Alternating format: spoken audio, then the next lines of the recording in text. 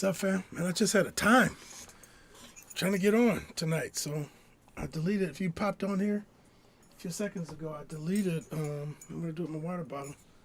I deleted one of the lives I started because something hung up with my camera situation. But I'm on YouTube. That link should be in my thing here. Man, I want to come on tonight. I know it's late. I'm always hitting late because I'm doing stuff, doing stuff before it gets late. What I want to do is talk about something that I'm going to kick off. I'm going to do some on my own. I'm going to be participating with a thing with my, if they do this fall, that I put together. But I was thinking about something that I probably should do even before I do that preliminary, and definitely before the college starts in the fall. I'm going to do a workshop, and I'm going to do it locally, and I'm going to do it free. All right, because I'm not trying to make money on information, but I'm going to be able to do that. Let me turn this down because I'm gonna go on my phone and make sure I could see what's happening. If I go live here, so I'll be able to see everything. All right, cool. So anyway, what I want to do is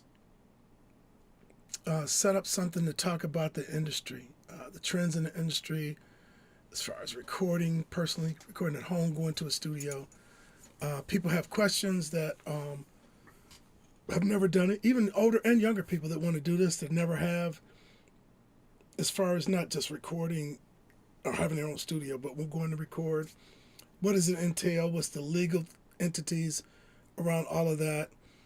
And the event at Mott will be somewhat different because I'll be able to bring in industry professionals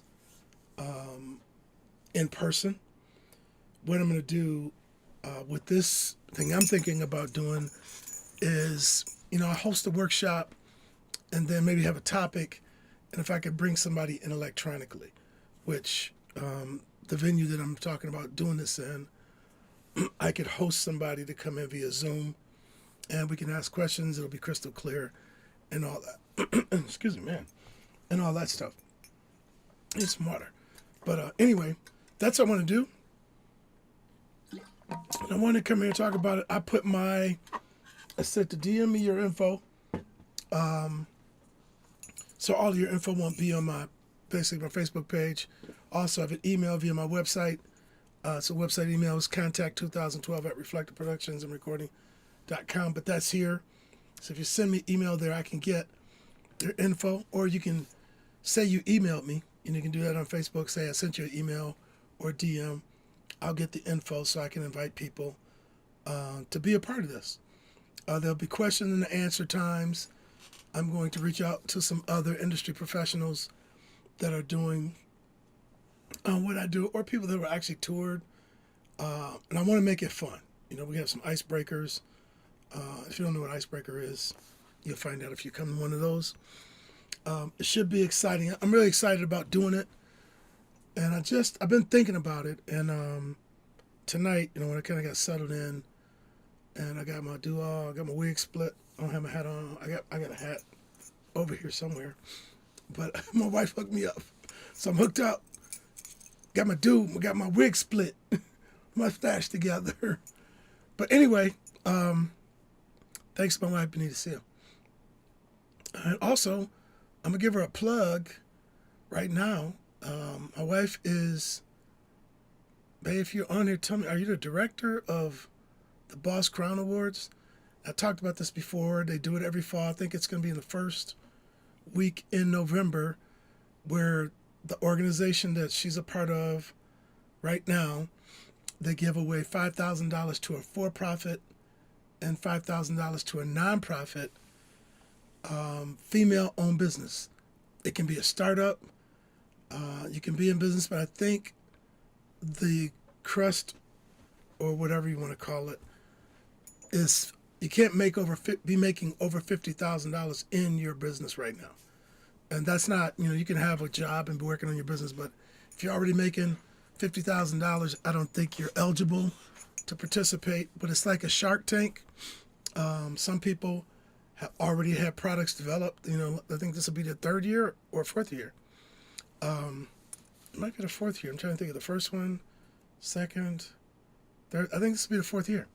And so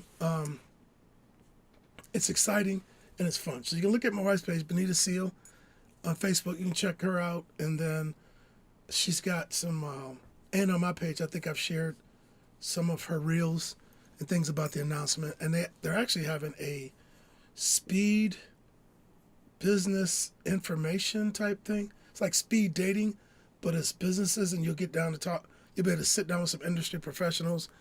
And, one of them, I think, was the vice president of a major company, and is on the board of some major Fortune 500 companies. This is not, some joke, and it's free, but you got to register. So go to my wife's page, Benita Seal, on Facebook, and look up her and the Boss Crown Award. Those should all be her first posts that are up now in her reels and all that. Get the info. But that event is next Saturday morning, I think, something like that. But check that out if you're a woman, have a business that you're starting or thinking about starting, and it's free, Okay, anyway, for me, I just want to share this. I'm not going to stay long. If you have some questions or some ideas, if you see this later, type up some information you might be interested in.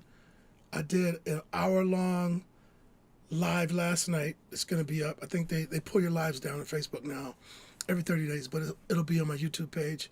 Also, this one will be on my YouTube page. So last night I talked about the new law where if you're producing a record, going to put a record out, you can write off up to $150,000. We'll be covering that kind of things in the workshop. So it'll be right in person. You can ask questions right in person. I can walk you through a ton of things as far as Michigan is concerned, and the LARA things and all of that. We could, I can do this, which I probably will. I may print out the forms that you can actually fill out to submit or fax in to do your thing, or we could fill it out, help you do that. Then if you go online and do it, at least you'll have a breakdown of what you need to do. And I can invite some other people that know how to do it to come in and assist too, to help people do that. So, and these workshops won't be large because the facility that I'm thinking about using, I don't know, it'd probably be 25, and I think another place there it might be able to seat like 50 possibly or something like that.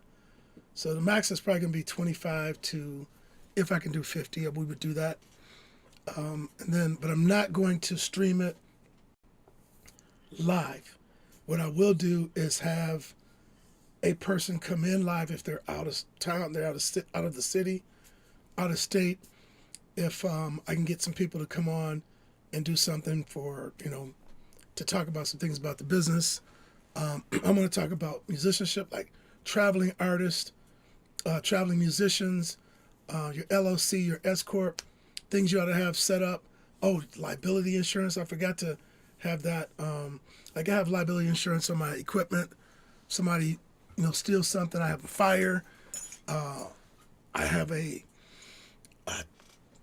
something from like a storm comes in, basically maybe not destroy the studio, but I get a surge that burns up my equipment, my computers, things like that. I'm covered for all of that. I did that years and years and years ago. And liability insurance is something you should have if you're a musician, and it will cover you. You go and play in New York, you're a drummer, take your gear, and then something happens on the bus or whatever you're on, as it gets smashed up, you don't have any insurance. Now you got to fight with the tour people, the tour owner or whoever. Something happens at the show, then now you're going to have to fight to get your money, to get you another instrument or a drum kit, another guitar, bass, keyboards or whatever, of something that you really like to play. And that may take a while. But if you have the insurance, just put in a claim, And then if you got proof that somebody else damaged your insurance company, will go to get that money back. If you have to pay a deductible, which I do, I think mine is, I forgot what my deductible is. It may be $1,000 or something like that, either 500 or 1,000. And that way, if something happens, I got gear in here that costs thousands. So me paying 1,000, if I'm going to get a new piece of gear, actually one piece that I have that I think it was like 3,500, they're now like 7,000. So if I had to pay 1,000 to get 6,000, I'll be willing to do that because I'll get a brand new one.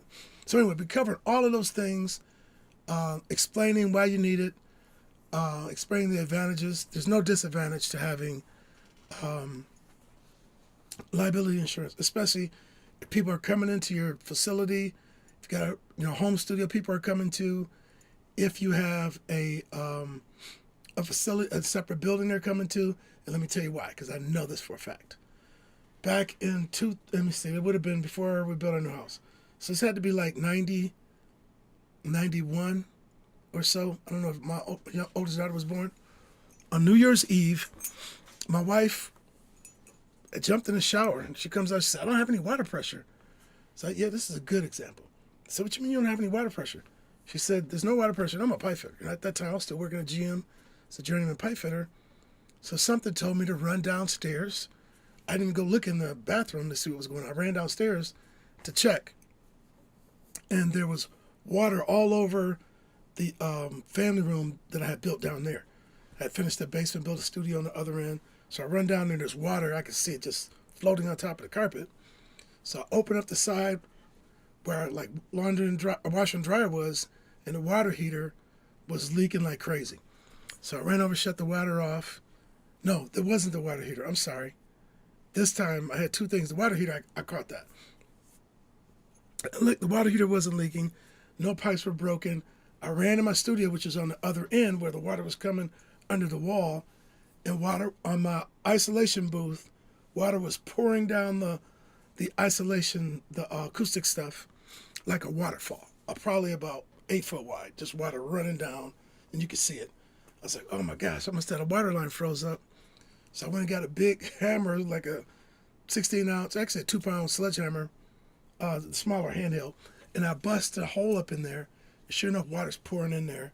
Shut the water off, got my flashlight, and there was a hole about that big in this 3/4 inch water line that had frozen because cold air was blowing. Your house sits on your basement, right? When they build it, it sits on the plate, they call it.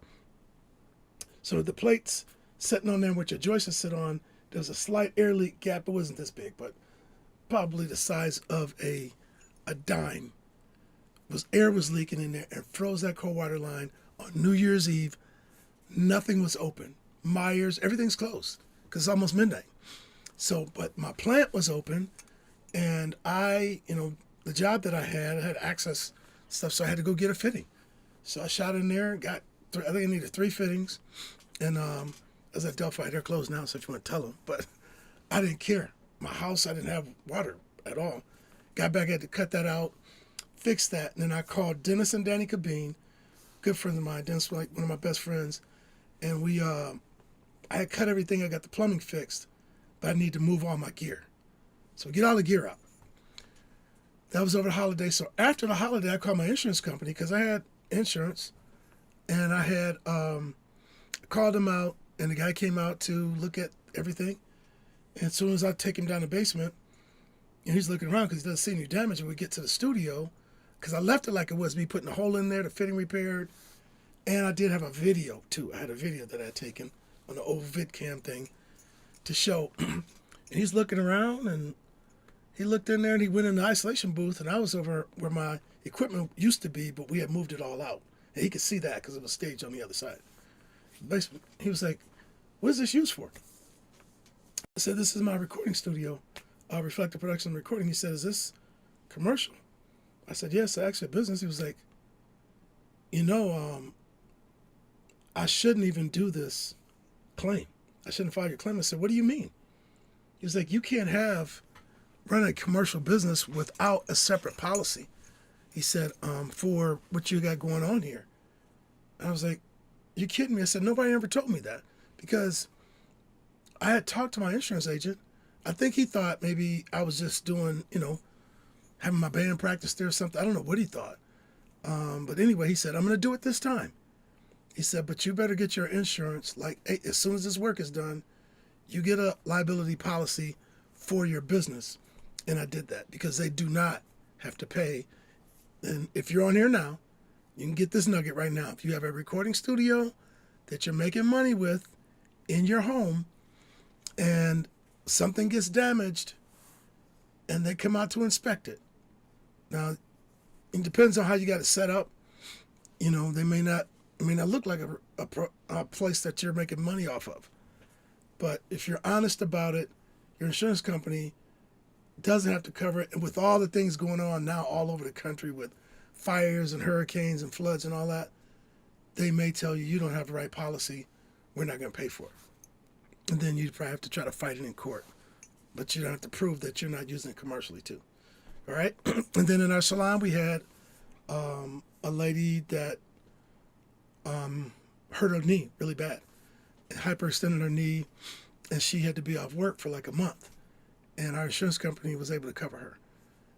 Then we had another one who fake fell since she hurt her neck and all this, went through a big thing, was trying to sue the company. The insurance company took care of all that. We didn't have to pay her anything because they found out she was trying to sue everybody. So anyway, those are things I'll be covering. On the top of the technical piece, recording, Pro Tools, Logic. Now, all of the other DAWs that I don't use, I probably will find somebody that's a professional in the area to do some things about that. Like FL Studio. I don't have FL Studio. I know a whole bunch of people use it in the industry too. Energy Beats is my cousin. I may get energy if he feels like coming to talk about just a workflow. How you set it up to do some things. Or if I can't get him in live, maybe I can get him on screen, and throw it on, give him access to a screen in this venue where he can actually control the DAW from his computer to where we are. Stuff like that. That's what I want to be able to do. So anyway, hey, give it some thought. If you see this later, going to be music workshops for anybody. Men, women. It's not going to be for children. If it was for somebody young, if they know how to, record and run a DAW, I'm good with that, as long as they're accompanied by their parent, So anybody, if you're an elementary school person, if you can't drive yet, have a driver's license, then you have to be accompanied by an adult. All right. Thanks for jumping on. Those of you that did, Selah, what's up, man? Just share this with somebody about this thing. It's going to be local, and you're not going to have to drive a long ways. I'm going to do it right in the city of Flint. So we'll talk about the venue piece once I start getting some names come in that are interested in what you're interested in learning, and then that will give me an idea maybe what I should tackle first, and then set up a itinerary that'll have the topics. And I'll probably do something like that once a month. It's not going to be a weekly thing. And it may be on an as-needed basis if I get a lot of people texting me or emailing me or DMing me about something they're interested in. All right, thanks so much for jumping on tonight. I'm out. Like and share. You can check this out on YouTube. Randy Seal, I think it's 2010 on my YouTube page. But you can check that out too. Anyway, you guys have a good night, and we'll talk to you soon. Thanks so much.